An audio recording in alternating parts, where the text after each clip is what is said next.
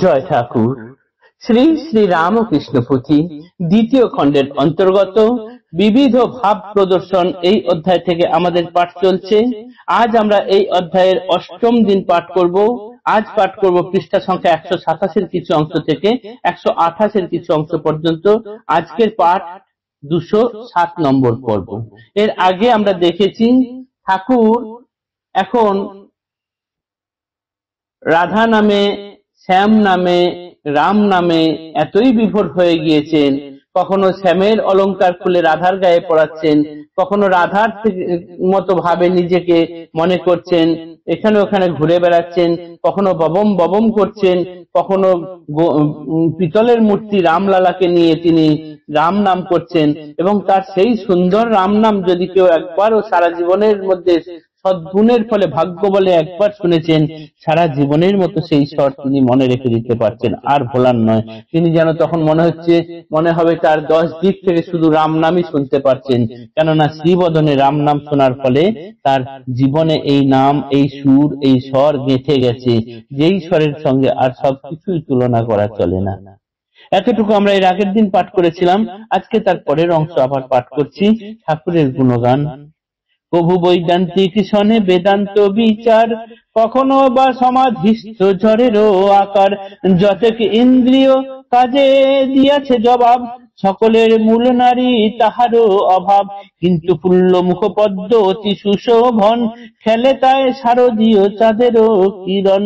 প্রভু বৈষ্ণবের সঙ্গে কৃষ্ণ গুণগান, কখনো ভাঙ্গিয়া কন গীতাদি পুরাণ, গুণত্রয় ভেদে ভক্তি ভাবেরও পার্থক্য, কিভাবে কাহার গতি কি হেতু অনৈক্য, ভক্তি পথে পঞ্চভাব লক্ষণ তাহার, সাধক ভজক অনুরাগী ক্রি প্রকার, কখনো বা হয় নৃত্য গৌর হরি বলি, তালে তালে দুই হাতে দিয়া করো তালি। প্রভু পঞ্চনামী নব রসিক বাউল, সম্প্রদায়গণ শনে কথা হুলুস্থুল, আলেখ সহজ রূপ সাগর সম্বন্ধে, গাইতেন কত গীত মাতিয়া আনন্দে। প্রভু উক্তি উপদেশে স্রোত বহি চলে, মত্ত পায় শ্রোতা তালে ভেসে ভেসে খেলে, সামান্য উপমা সহ কথা নহে বড়, তাই দিয়া ভাঙ্গিতেন তত্ত্ব কথা গূঢ়। মুখ বিগলিত বাক্যে মহিমা অপার, সুমূর্খ শুনিলে বুঝে গুহ্য সমাচার, আগুন বারুদ বায়ু তিন সহকারে, নরম সীসার গোলা কামানের দ্বারে, বাহিরায় হেন বেগে হেন শক্তি গায়, পলকে পাষাণ গিরি ইঙ্গিতে ফাটায়, তেমতি শ্রীবাক্যে এত শক্তির উদয়, অনায়াসে ভেদ করে পাষণ্ড হৃদয়। উজ্জ্বলতা গুণ বাক্যে এতই তাহার, তখনই উজ্জ্বল হৃদি যে ছিল আধার, তমসন্ধ দূরীভূত আলো করে হৃদি, অপার আনন্দ ভুঞ্জে শ্রোতা নিরবধি। প্রভু ব্রহ্মজ্ঞানে হইয়া প্রমত্ত, যাবত বস্তুর আগে শ্রদ্ধায় প্রণত, ভালো মন্দ ভক্তা ভক্ত সকলে প্রণাম, বলিতেন চোর সাধু উভয়েই রাম।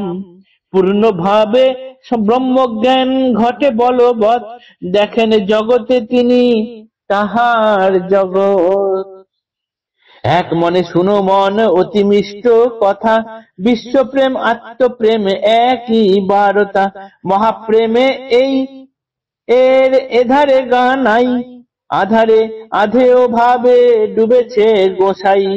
একদিন কোন জনে করি দর্শন, চরণে দলিয়া নবা দুর্বাদল বন, করিছেন বিচরণ উদ্যান মাঝার, আর্তনাদে শ্রীপ্রভুর বিষম চিৎকার।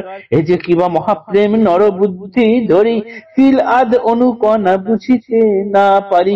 কখনো শাস্ত্রজ্ঞ মুখে শাস্ত্রীয় শ্রবণ, পুরাণ চণ্ডীর গীত গীতা রামায়ণ, এই রূপে নানা ভাবে ভকত বিশেষে, দেখাইলা প্রভু দেবে সাধনার শেষে।